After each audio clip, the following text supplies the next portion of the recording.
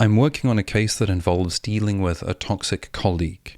I'd like to share with you the strategy that we are using to mitigate the damage and also escalate this in a constructive fashion to management so they can make informed decisions and they can avoid simply being manipulated by this person. Working on this case forced us to reframe the problems with narcissists, and I think at the end of the video you'll be surprised at exactly how simple and straightforward the problem with narcissists really is and how easy it is to explain it in clear language that anyone can understand. The backstory involves three people. I'll call them Anna, Ben, and Clara. Anna was the manager of a store, and she left the store to go and pursue studies and has the right to return the store as manager when she finishes her studies. Clara has replaced Anna as store manager, and Ben is the manager of both Anna and Clara. Anna has completed her studies and wants to return to the store. She contacts Clara using passive-aggressive messages that Clara then came to show me. The passive-aggressive messages say, for instance, "Can you confirm that you have changed the schedule to reaccommodate me this summer?" Followed by a lot of passive-aggressive emojis, so with little hearts and smileys and so on. This was never discussed openly with Ben, so Clara doesn't know what has been discussed. It puts her in an uncomfortable situation because it's hard to say no, so she came to ask for what I think. I had her run me through the history of the interactions and the tone of the interactions, and of course the alarm bell started going off, and this was typical of what a narcissist or a cluster B would do. Clearly manipulation, clearly passive-aggressive, clearly hiding information, clearly trying to elicit a response instead of having open communication, and especially put Clara in a difficult situation. If Clara does what Anna says, but Ben never agreed, and Clara is afraid that Ben is going to find out and be upset, she has to cover her back and she has to cover Anna. So Anna is dragging Clara into a situation where she can manipulate her in the future. So the question was, how do we deal with this? The 4 steps that we followed was, number 1, go Greystone, go Grey Rock.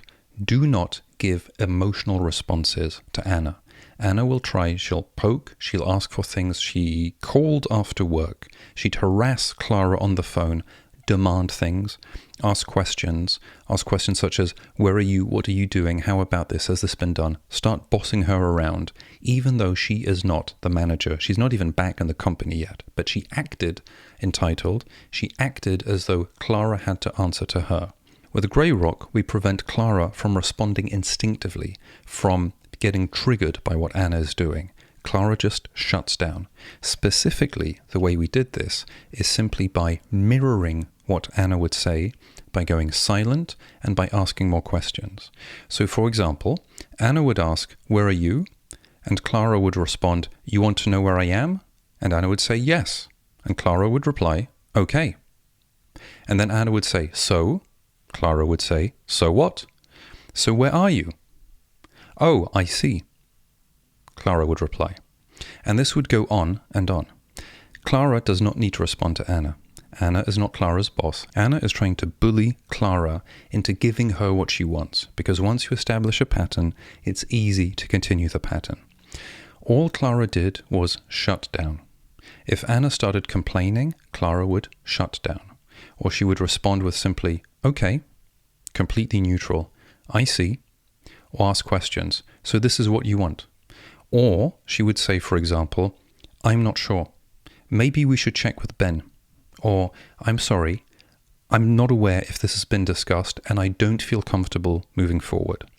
When this would happen, of course, Anna would try to push further. She would try to increase the pressure on Clara to make Clara break. But Clara has been admirable in completely shutting down and just taking a step back. And if the pressure was too much, she would say something like, I'm sorry, I don't feel comfortable doing this. I need to think about it. Would it be okay if I thought about it? Do I need to respond right now? Of course, this helped her buy time. So step 1, go Greystone, go Grey Rock. Step 2 that people often forget is you note down everything.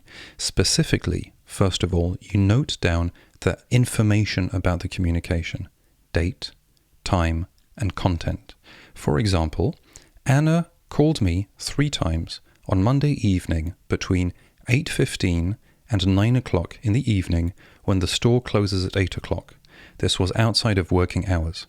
I did not pick up, I was busy, but she called 3 times.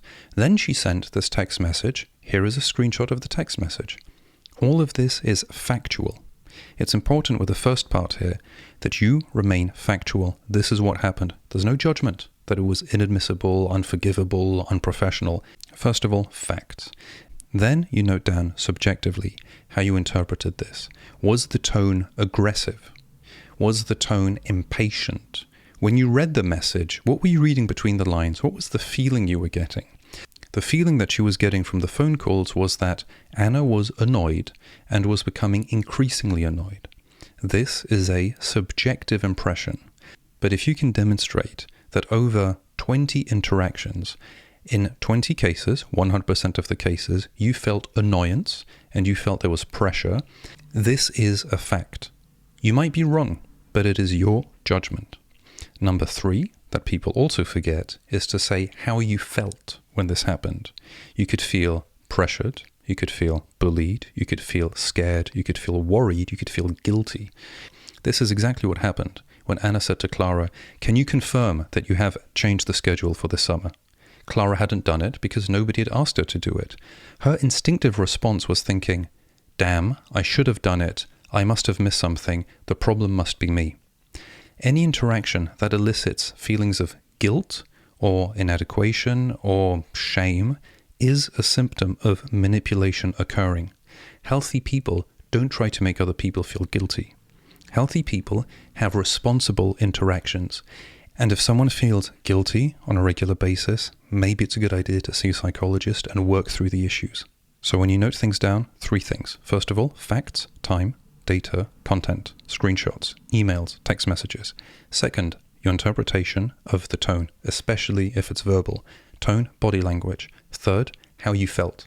If you felt threatened and attacked, you felt threatened and attacked. You might be wrong, but if this is systematic, and if everyone feels the same way when dealing with one person, you have a very different problem. The third point is really tricky because we want to establish 2 things. First of all, we want to inform management about what is happening, but also we want to use this opportunity to preempt the risk that the toxic person manipulates management. So how do we do this? We describe exactly the way the toxic person behaves. In this case, we started out by explaining how the person switches behaviors. How first of all, they use passive-aggressive techniques to try to get whatever they want. If that doesn't work, they escalate it into anger. If that doesn't work, they escalate it into rage. And if rage doesn't work, then they start crying and they start playing the victim. In other words, they are cry bullies. Once we highlight how people behave, it's much easier to recognize the patterns. This is the big picture, explaining how they operate. Then we become more specific about what the problem is. And there are 2 problems here, and I think these problems might just be explaining what the real problem with narcissists is. First of all, it's knowing how they deal with frustration. In any relationship between adults, there can be some level of frustration. And people usually are willing to take on board some kind of frustration because they value the relationship more than simply getting what they want immediately. Narcissists are incapable of handling frustration. They just get more and more angry. And if anger doesn't work, they switch strategies into playing the victim and crying and complaining and saying that things are not fair. Their inability to handle frustration makes it nearly impossible to work with them. That is the first point. The second point is how they view responsibility. In any situation such as this one, everyone involved has got more than 0% responsibility. Indeed, Ben could have reached out to Anna to check, and maybe should have. Indeed, Clara could have reached out to Anna to check, and should have. But Anna could also have reached out to inform Ben and Clara about the change of plans.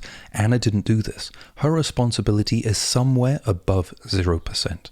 Now, I can't really make out if it's because their brains are deranged and don't function and they don't understand nuance, or if it's simply a manipulation technique, and at the end of the day, it doesn't really change anything.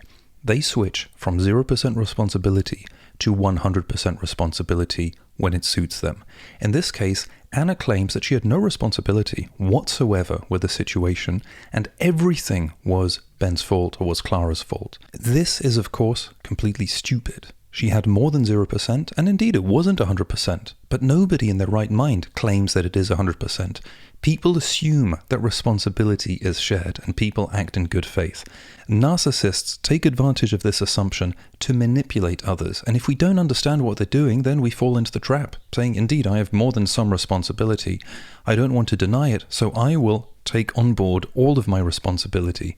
But they turn all of your responsibility into all of the responsibility. We need to be aware of this, or we become manipulated. So when escalating this to a manager, it's important to describe the way they function, because this will highlight exactly the strategies the toxic person will be using with the manager. And then the conclusion is, I don't know how we can work with this person. I would like to work with the person, but their behavior is the problem. It is not possible to work with someone who can't tolerate frustration and turns it into conflict, and it is not possible to work with someone who refuses to accept more than 0% responsibility for things that sometimes are largely their responsibility.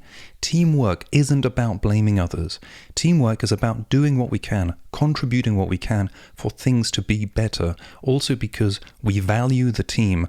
When individuals value themselves above the team, these are people that it is very difficult to integrate in a team because everyone else always comes second.